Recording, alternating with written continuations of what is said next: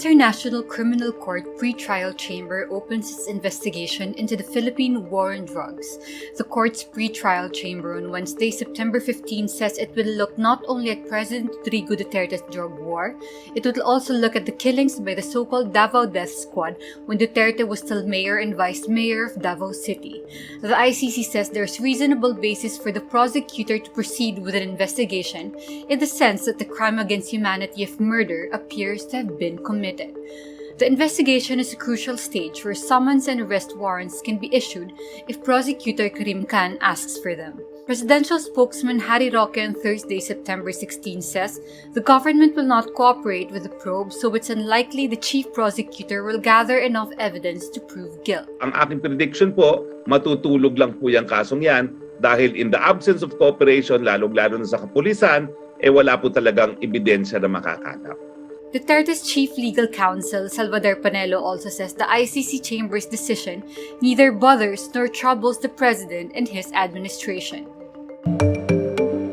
Presidential survey frontrunner Sara Duterte decides to seek re-election as Davao City mayor in the 2022 elections. This comes after she announced she will not be joining the presidential race in order to give way to her father, President Rodrigo Duterte, who plans to run for vice president. The president previously said delicadeza dictates only one of them run for a national post in 2022. Sara, meantime, says she will support her father's vice presidential bid. Her father also asked her to also support the presidential bid of his longtime aide, Senator Bongo. Sara's brother and incumbent Davao City Vice Mayor Sebastian Duterte also decides to run for re-election. Need more context, clarity, and perspective? Get the full picture with Rappler Plus. With exclusive content and events, you'll get an opportunity to discuss issues with reporters, experts, and featured guests while helping Rappler continue its fearless journalism. Join now. Public interest lawyer Juan Macababad was shot dead outside his home in South Cotabato Wednesday, September 15. Macababad was gunned down at around 5:30 in the afternoon outside his house by two unidentified individuals. Witnesses say they heard 7 gunshots. Macababad is a member of the Red Tag National Union of People's Lawyers and the chairman of the Soc Sargent chapter of the Union of People's Lawyers in Mindanao. His colleagues say he was the go-to attorney of the poor, handling their cases for free. Macababad is the 65th lawyer killed under the Duterte administration, according to Rappler's consolidated list compiled from different groups and government agencies. NUPL data shows a surge of other forms of attacks against lawyers under Duterte, including red tagging.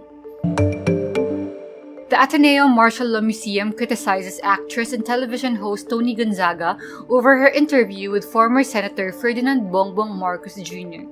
In an open letter published on Wednesday, September 15, the Martial Law Museum says Gonzaga's show contributed to the whitewashing of the atrocities during the dictatorship of Bongbong's late father, Ferdinand Marcos. It adds, Marcos is a lying clout chaser, desperate to change public opinion about historical facts as he has neither history nor truth to his side. Marcos critics slammed Gonzaga after she posted a vlog where she interviewed Bongbong. The episode is titled, "The Greatest Lesson Bongbong Marcos Learned from His Father." During the interview, Bongbong dismisses the idea of issuing an apology to the victims of human rights abuses perpetrated by his dictator father. The Ateneo Martial Law Museum suggests the actress interview the victims and surviving families of martial law. To stay in power, Ferdinand Marcos placed the country under martial law in 1972. Amnesty International recorded a total of 3,340 people killed at the hands of the Marcoses. From 1972 to 1981, around 70,000 people were imprisoned while 34,000 were tortured. The Bureau of Internal Revenue on Thursday, September 16, announces it will be investigating an initial 250 social media influencers to check if they are registered taxpayers and have been paying the correct taxes. In a report to Finance Secretary Carlos Dominguez III, the BIR says it issued letters of authority to select influencers found to be top earners in their field. The Bureau does not release any names. The BIR earlier issued Revenue Memorandum Circular No. 97/2020 2021, which specified that influencers should pay income tax and percentage tax, or if applicable, value-added tax. Influencers include individuals who derive income from YouTube's partner program, those who engage in sponsored social media posts, blogs, and advertising, brand ambassadors, and affiliate marketers.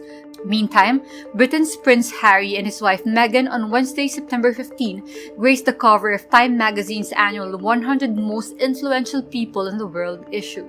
Harry and Meghan, who quit their royal duties last year and moved from Britain to California, are featured on one of 7 worldwide covers highlighting the honorees.